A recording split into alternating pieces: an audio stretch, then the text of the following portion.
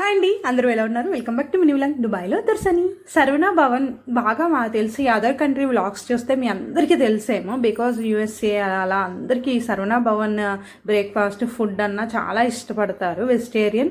And నాకు ఎక్కువ Saravana Bhavan Tamil Nadu food style అనిపించింది. సో రాముకి పాస్పోర్ట్ రెన్యువల్ కానీ వచ్చాం, దాని పక్కనే ఉంది కాబట్టి ఇంకా వచ్చేసాం అనమాట. మార్నింగ్ 8కి అపాయింట్మెంట్, ఇంకా అయిపోయినాక ఇంక ఇక్కడికి వచ్చేసాం. రాము అయితే చిట్టి ఇడ్లీలు ఏమంటారు సాంబార్ ఆర్డర్ చేశారు. నేనేమో పన్నీర్ దోశ ఆర్డర్ చేశాను అనమాట. ఈ పన్నీర్ దోశ ఎంత చెప్పినా మన ఇండియా కరెన్సీలో 380 రూపాయలు అనమాట. నేను పక్కన ఇంకో రేట్ చూసి ఇది రేట్ అనుకున్నా, తీరా చూస్తే రేటు చూస్తే 380 రూపాయలు ఇండియా కరెన్సీ అని చెప్పంగానే మనం షాక్ అయ్యాం. చూసారని మన ఫేస్ ఎక్స్ప్రెషన్ తింటవైనా ఆపేస్తాం అన్నట్టు ఉంది నా ఫేస్. బేసిక్గా నేను ఫుడ్ అలాంటివి ఎక్కువ ఆర్డర్ చేయను. అసలు టిఫిన్స్ అయితే మేము నేను దుబాయ్ వచ్చి 5 years అయింది కాబట్టి అసలు టిఫిన్స్ అస్సలు ఆర్డర్ చేయము అనమాట. రాము ఇడ్లీ కూడా నేను టేస్ట్ చేశాను అనమాట. మీలో ఎంతమందికి సర్వనా భవన్ ఫుడ్ ఎంతమందికి ఇష్టం?